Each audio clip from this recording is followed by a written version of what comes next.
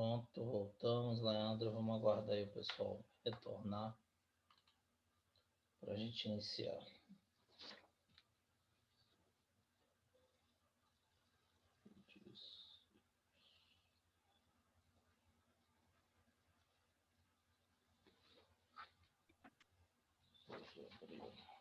Deixa a galera entrar aqui.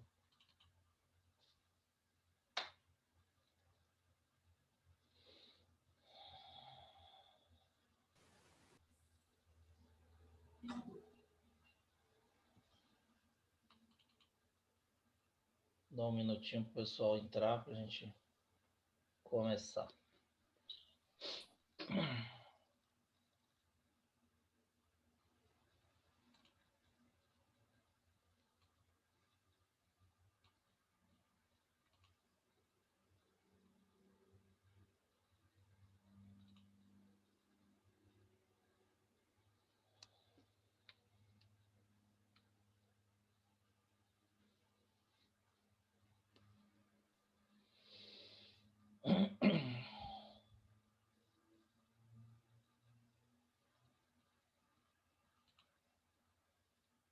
Deixa eu ver se tem mais alguém.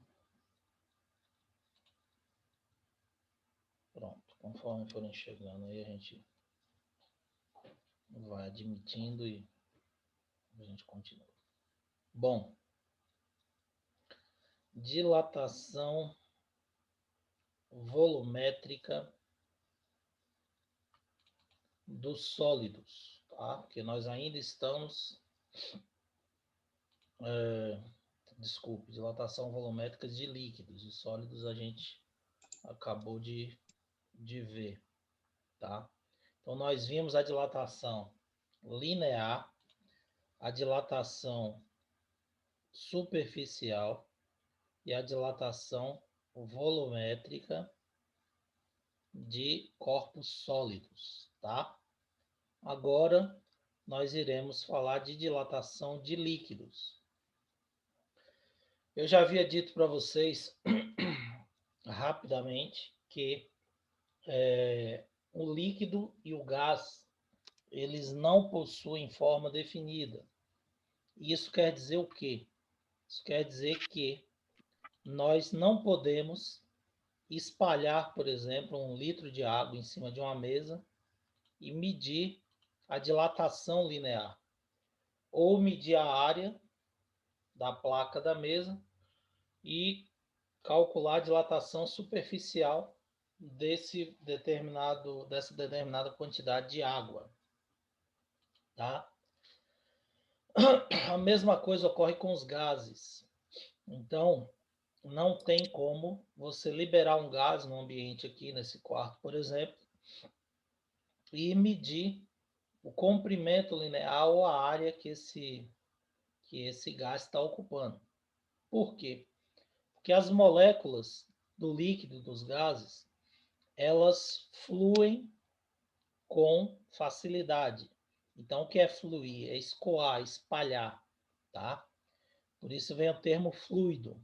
Fluido, como nós já estudamos inicialmente aí na primeira parte de hidrostática, fluido é toda substância líquida e gasosa capaz de fluir, de escoar.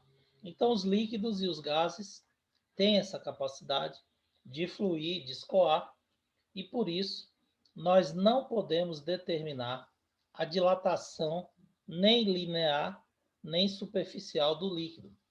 Então, toda vez que nós falarmos para vocês de dilatação de líquidos, só existe dilatação volumétrica. Então, temos dilatação de sólidos, linear, superficial e volumétrica. E a dilatação de líquidos, apenas a dilatação volumétrica, assim como de gases. Por quê? Porque nós precisamos colocar esses líquidos ou esses gases dentro de um recipiente e aí ele vai adquirir a forma do recipiente e assim, com esse volume que ele adquiriu, nós iremos calcular a dilatação volumétrica deles, tá certo? Então, Se eu disser para vocês, o coeficiente de dilatação da gasolina vale 1 vezes 10 a menos 3 graus centígrados a menos 1. Que coeficiente é esse? Coeficiente de dilatação volumétrico, que é o gama da gasolina. Por quê? A gasolina é líquida. E se eu falei do coeficiente da gasolina, desse líquido, ele só tem dilatação volumétrica. Então, o único coeficiente vai ser o coeficiente de dilatação volumétrico, que é o gama. Portanto, líquido só tem gama, coeficiente de dilatação volumétrico. Tá certo? Bom, aí nós temos que analisar o seguinte.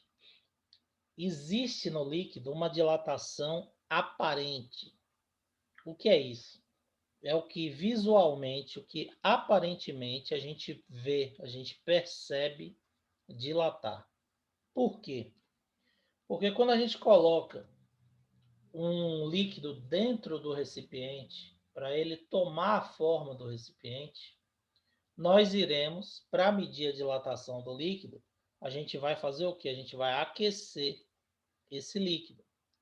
Porém, não existe como a gente aquecer esse líquido sem aquecer o recipiente. Então, primeiro nós teremos que aquecer o recipiente. E quando você aquece o recipiente, esse recipiente ele vai dilatar também. E a gente não vai conseguir ver essa dilatação, certo? Então, quando você coloca um líquido dentro de um recipiente para que ele tome a forma do recipiente, quando eu for medir a dilatação do líquido, eu vou ter que aquecer o conjunto. E quando eu aqueço o conjunto, tanto o líquido quanto o recipiente vão sofrer dilatação. Ficou claro isso aí? Os dois sofrem dilatação, tanto o líquido quanto o recipiente.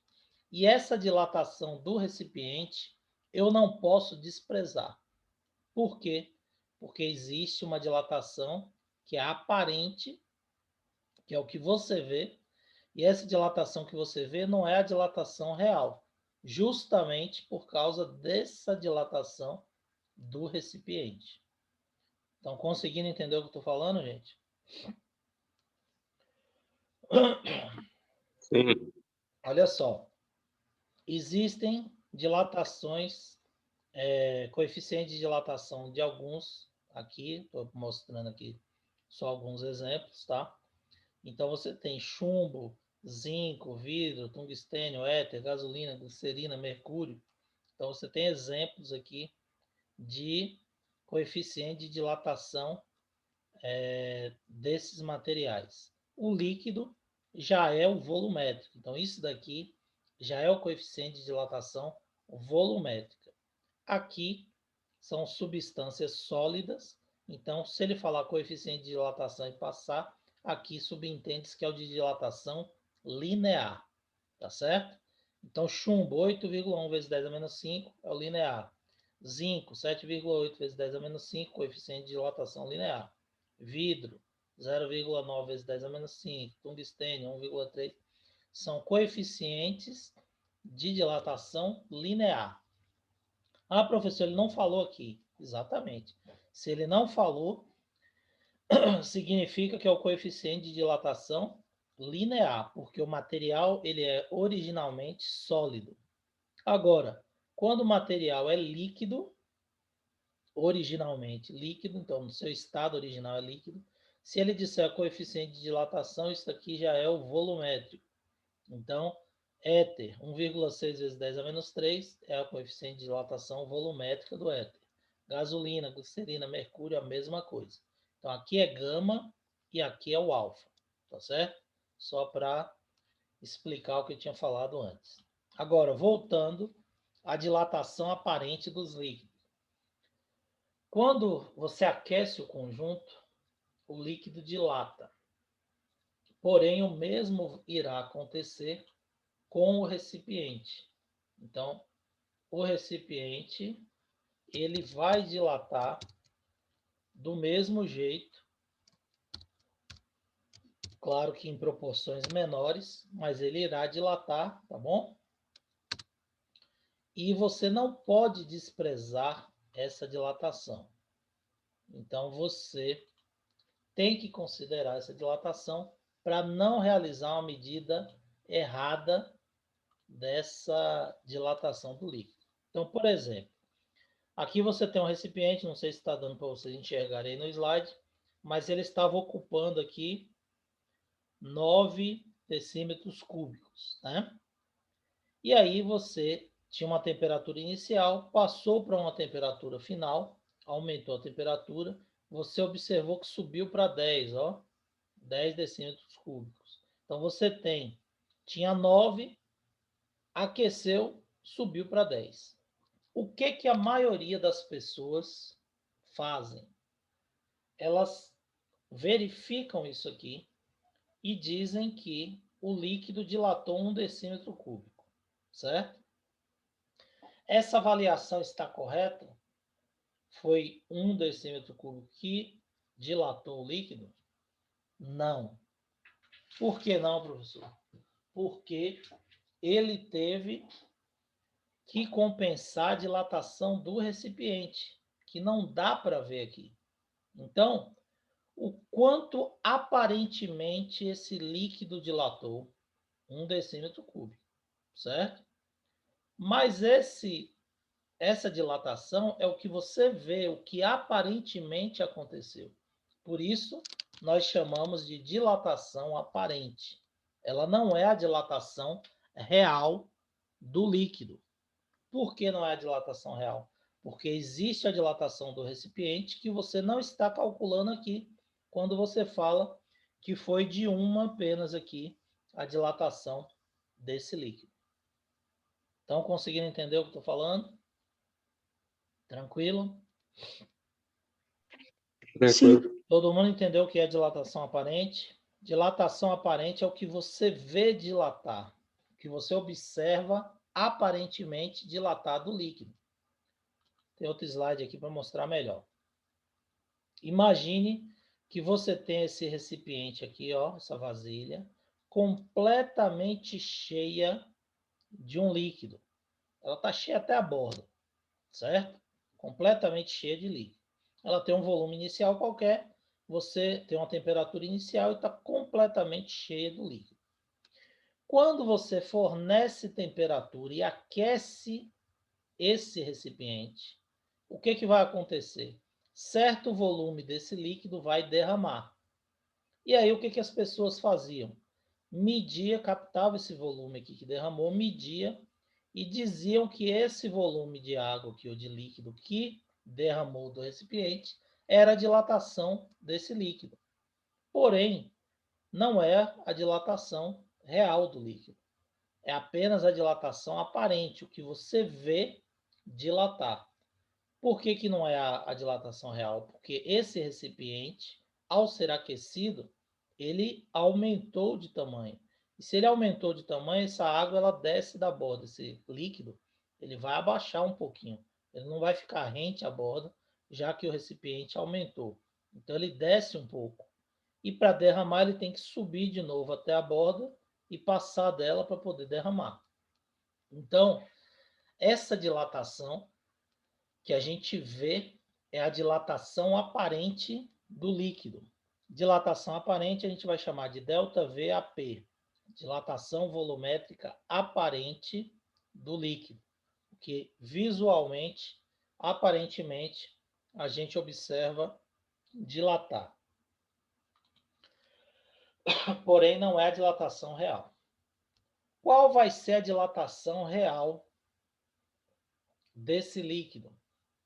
A dilatação real do líquido vai ser a dilatação aparente, mais o que ele teve que subir novamente para a borda para poder derramar. Então imagine que o recipiente estivesse cheio. Vou fazer aqui um desenho exagerado só para a gente perceber, tá? Porque não é assim, é microscópico, tanto que a gente não consegue ver, mas é só para mostrar aqui para vocês como é que seria. Imagine que esse recipiente esteja cheio de líquido aqui. Quando eu aqueci, esse recipiente dilatou. O que vai acontecer com o líquido? Ele vai descer, ó, porque o recipiente ficou maior. Ele estava cheio. Quando o recipiente aumentou, o líquido desce. Então, imagine que ele descesse aqui, ó. Descesse para cá. Você não consegue ver, porque essa dilatação é muito pequena, mas ele desce um pouquinho. E quando ele desceu, se ele derramou, ele teve que subir novamente para a borda para poder começar a derramar, certo? Então, esse volume que a gente vê vazando, extravasado, que derramou, é a dilatação aparente, certo? Só que para esse líquido dilatar, ele teve que subir de novo até a borda. Então, ele teve que compensar a dilatação de quem? Do recipiente. Então, essa dilatação aqui, ó, essa dilatação é a dilatação do recipiente. Ver se eu consigo escrever aqui. Recipiente ou então do frasco, certo? Então, a dilatação do frasco ou do recipiente é essa dilatação que ele compensa para subir de novo até a borda e derramar. Era justamente isso daqui que era desprezado quando você dizia que apenas essa dilatação aqui era a dilatação do líquido. Por quê? Porque ele teve que subir novamente até a borda para poder derramar, compensando a dilatação do recipiente. E quanto que ele tem que subir? Quanto o recipiente dilatou. Imagine que aqui tivesse 1000 centímetros cúbicos. Aqueceu, o recipiente dilatou 1 centímetro cúbico. Ele vai ter que subir 1 centímetro cúbico para atingir a borda novamente. Então, ele vai dilatar 1 centímetro cúbico mais o que ele derramou, e aí você vai ter a dilatação real do líquido. Vou dar um exemplo numérico aqui. Imagine que nesse recipiente ele captou 3 centímetros cúbicos. Vamos botar aqui. 3 ml, é a mesma coisa, tá? Centímetro cúbico e ml. Então ele captou 3 ml de água derramada, por exemplo. Só que o recipiente ele dilatou um volume equivalente a 1 ml. Então, o recipiente tinha 1000 ml, só que aí ele dilatou 1 ml. Se você disser que a dilatação da água foi de 3 ml, essa dilatação está certa, gente? Sim ou não? Abre o microfone aí, meu povo.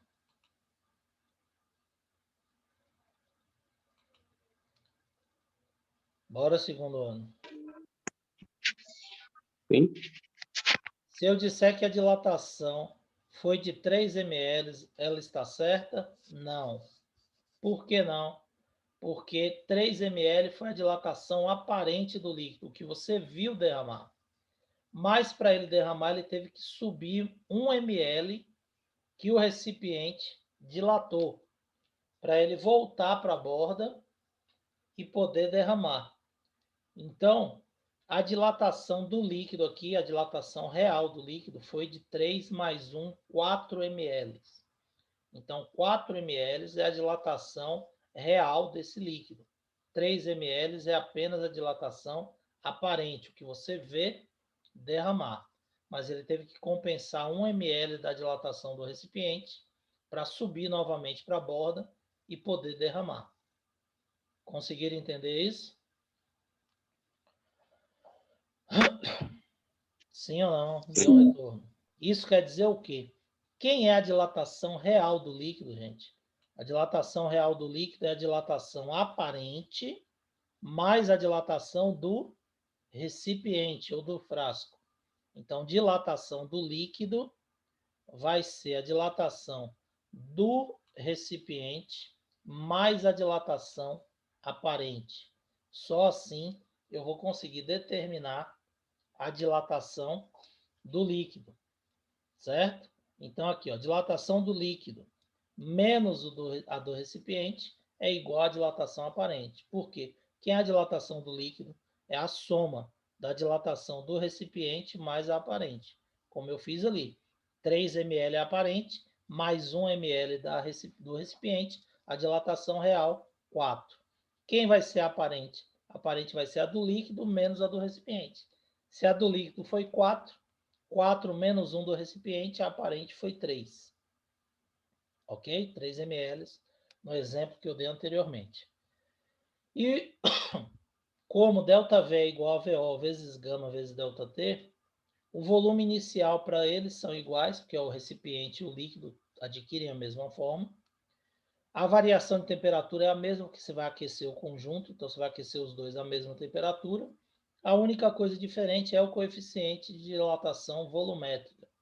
Então, se V, a ΔV aparente é igual a ΔV do líquido menos o do recipiente, o gama aparente é igual ao gama do líquido menos o gama do recipiente. Ou o gama do líquido vai ser o gama aparente mais o do recipiente. Então, você pode calcular a dilatação aparente nessa fórmula aqui, ou simplesmente você pode jogar na equação normal, ΔV é igual a VO vezes gama vezes ΔT. Deixa eu mostrar aqui para vocês no nosso resumo. Então, cadê? Lá embaixo. Dilatação da água. Vamos pegar aqui. Dilatação da água não, do líquido. Então, você tem aqui a dilatação aparente, você pode calcular ΔV aparente é igual a VO vezes gama aparente vezes ΔT. Como é que eu vou calcular o gama aparente? Eu posso pegar o gama do líquido menos o do recipiente e achar o gama aparente e jogar aqui. Ou eu posso pegar a dilatação volumétrica do recipiente diminuída do líquido e achar a dilatação aparente. Certo? Bom, e quem vai ser a dilatação do recipiente? Ou a dilatação do frasco? A dilatação do recipiente ou a dilatação do frasco, ela vai ser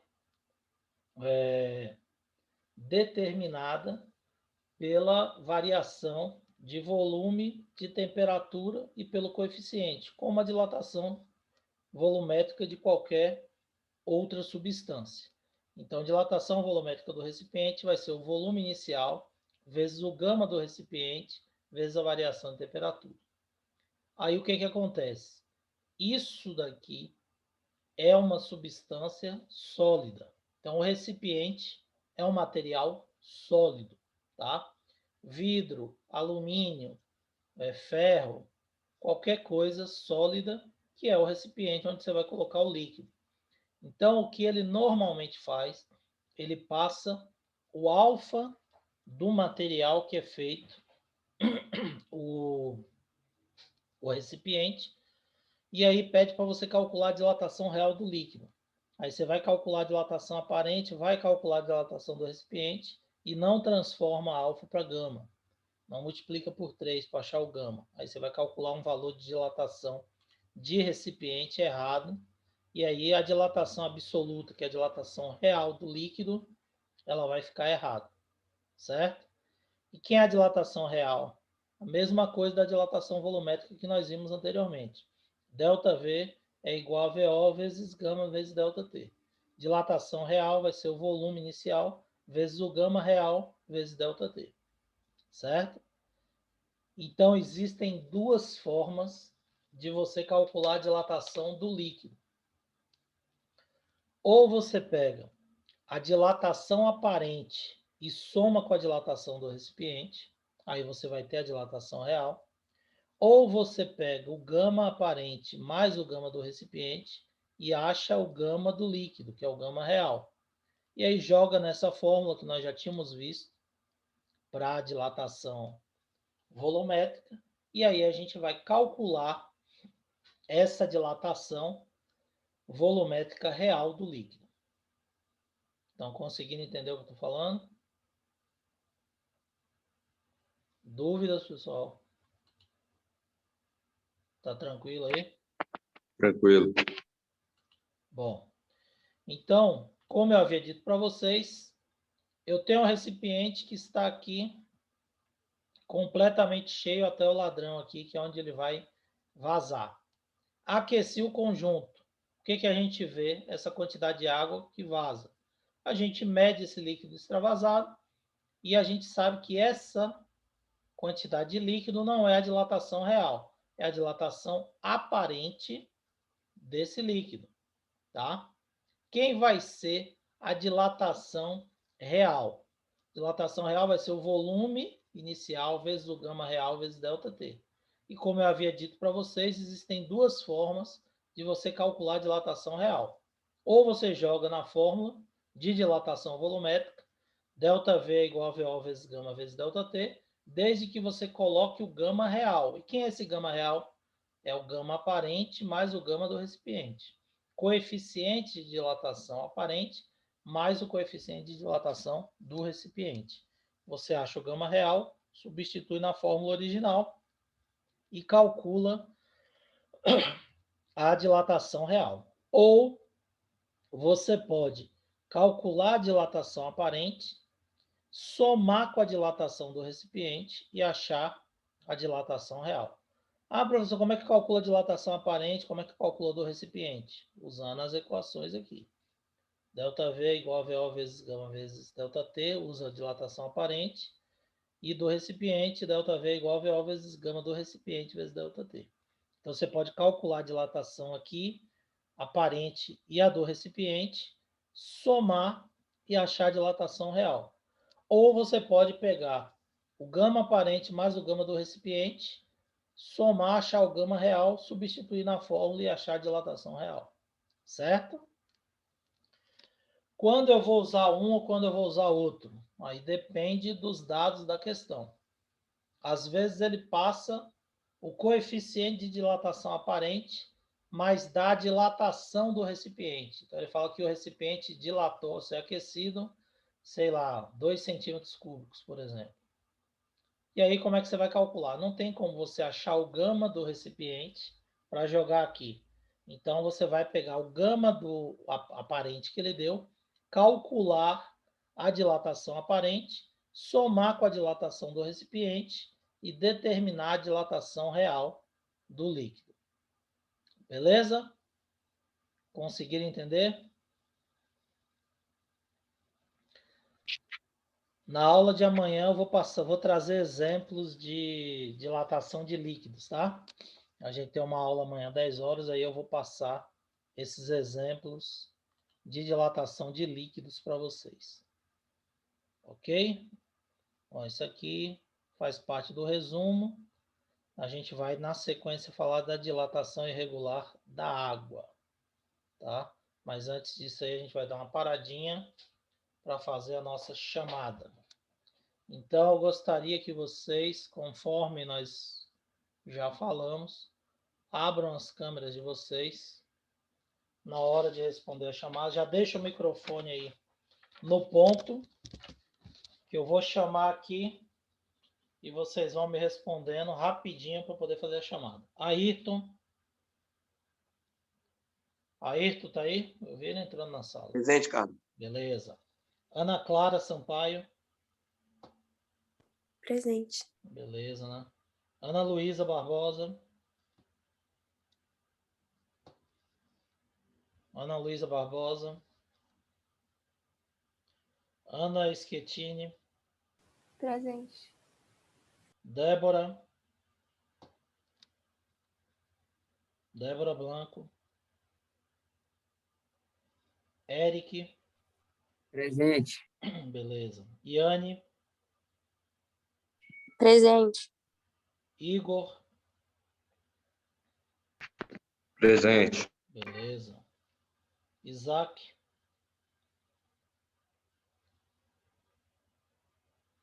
Isaac tá aí, não. João Pedro. Presente. Beleza. Lara. Lara. Leandra. Leandra tá aí. Luíde. Luíde. Luiz Gabriel. Luiz Gabriel.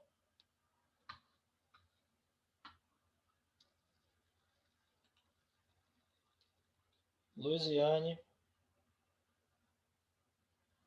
Luiziane tá aí, não? Maria Luísa. Aqui. Maria Luísa, beleza. Matheus. Aqui, professor. Joia. Natan. Joia, Natan. Pedro, Felipe. Pedro. Estou aqui, professor. Joia. Rafael. Presente. Joia, Rafael. Raquel. Raquel Rosa. Rodrigo Freitas. Não. Rodrigo não tá aí não, né? Samuel. Samuel também não. Sara. Aqui. Beleza, Sara. Silas. Silas. Não. Ingrid. Aqui. Beleza. Deixa eu ver aqui. Faltou Maria eu, Eduarda. professor. Aqui. Maria Eduarda. Hugo. Presente. Hugo, beleza. Ludmila. Ludmila Mello. Pronto. Quem foi que mandou uma mensagem aqui? Deixa eu ver aqui. Foi Leandra, né? Leandra, beleza, Leandra. Já registrei aqui sua presença, tá bom? Já tá ok. Pronto, meus queridos. Então vamos voltar. Obrigado. Vamos voltar aqui para a gente finalizar falando da nossa dilatação irregular. Na aula de amanhã eu vou trazer uns exemplos para vocês de dilatação volumétrica para fixar bem esse assunto e depois eu vou passar os exercícios, tá? A lista, mas aí eu vou avisar no WhatsApp para vocês. Então é o seguinte, a água ela tem um comportamento irregular, tá? Uma dilatação irregular. Por quê? Porque a sua estrutura química ela é diferenciada. Então, uma molécula de água ela forma pontes de hidrogênio ao solidificar. E a formação dessas pontes ela movimenta as moléculas e os átomos para formar essas pontes, e isso vai necessitar de um espaço, de um aumento. Então, o que nós estamos estudando? Nós estamos estudando dilatação. O que eu falei para vocês? Eu disse para vocês que as moléculas das substâncias, elas ganham energia, se afastam até o limite da mudança de estado, e esse afastamento, ao ganhar energia, vai provocar um aumento de tamanho. E disse que se você resfriasse uma substância que dilatou, essas moléculas estabilizavam, se aproximavam e ia contrair, comprimir, diminuir o volume dessa substância. Na água, num pequeno intervalo de 0 a 4 graus Celsius, que é justamente um intervalo que coincide com a fusão da água, nós temos uma anomalia, ou seja, um comportamento diferenciado. Por isso que esse item ele chama comportamento irregular da água, ou comportamento anômalo da água. Nós temos uma irregularidade na dilatação da água. Toda substância, quando você aquece de 0 a 4 graus Celsius, ela vai dilatar. A água, quando você aquece de 0 a 4 graus, ao invés de dilatar, ela comprime, ela diminui de volume. E o contrário também é verdade. Se você resfria de 4 a 0 graus, qualquer substância contrai.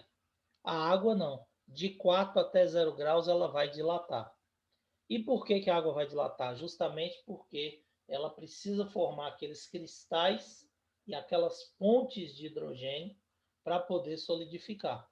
E essa formação das pontes, ela precisa se posicionar e ocupa um espaço maior, dilatando. É por esse motivo, gente, que uma garrafa de refrigerante, por exemplo, se você esquecer no congelador, ela vai estourar. Por que ela vai estourar? Ela está resfriando. Ela não devia dilatar. Ela dilata porque o refrigerante é 98%, pode olhar na composição lá dele, 98% é água, tá? Os outros 2% são açúcares e acidulantes e corantes, mas 98% dele é água. Então, quando você coloca uma garrafa de refrigerante no congelador e esquece essa garrafa, na maioria das vezes ela vai estourar, se o intervalo de tempo for muito grande. Por que ela vai estourar? Justamente porque a água ela vai dilatar. Então, ao invés de comprimir, como qualquer outra substância que você colocar no congelador, ela vai dilatar. E aí, ela vai forçar a parede da garrafa e essa garrafa vai estourar. Quando você pega a garrafa de refrigerante, tira de uma caixa e coloca no congelador, ela não vai estourar imediatamente. Por quê? Porque essa dilatação irregular, ou essa compressão irregular, ela acontece apenas de 0 a 4 graus. Então, quando você pega uma garrafa que chegou lá do supermercado e coloca no congelador, ela está a 25 graus, que é a temperatura ambiente, mais ou menos. E aí você coloca no congelador, ela vai resfriando, vai caindo para 22, para 20, para 18, para 14, para 10, para 9, para 7, para 6. Enquanto estiver baixando a temperatura até 4 graus, o refrigerante vai estar comprimindo normalmente, certo? Só que quando chegou em 4 graus e baixou para 3, aí começa a se formar as pontes de hidrogênio. A água, as moléculas de água começam a se afastar para formar as pontes.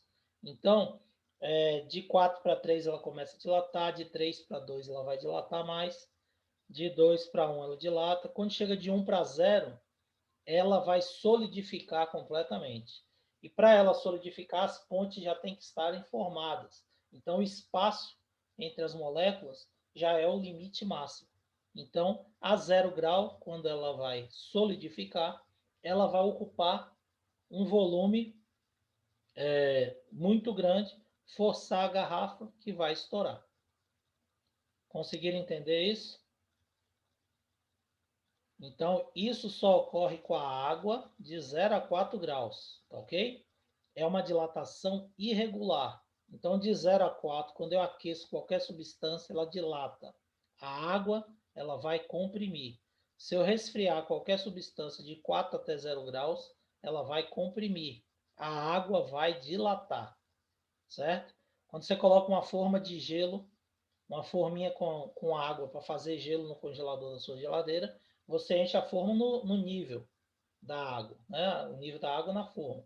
Quando você tira o gelo pronto, você vai ver que ele está acima do nível. Por quê? Porque ela dilatou, o volume aumenta. Beleza? Conseguiram entender o que é dilatação irregular da água? Dúvidas, meu povo? Sim. Tá tranquilo? Não. Ótimo. Então significa que qualquer substância que tenha, na maior parte da sua composição, água, vai ocorrer isso. Então, se você botar na geladeira que tiver água em sua composição, na maioria ela vai estourar a garrafa ou estufar a lata, estourar a lata, tá bom? Por causa dessa dilatação irregular. Meus queridos, amanhã eu vou exemplificar aí essa dilatação volumétrica de líquidos para a gente poder entender melhor os cálculos. Por hoje é só. Obrigado pela participação de vocês. Até amanhã. Bom dia aí, bom restante de aula para vocês. Valeu? Tchau, professor. professor. Galera, um abraço, Valeu, até professor. amanhã. Valeu, galera. Bom dia. Bom dia para vocês também. Um abraço. Tchau, tchau.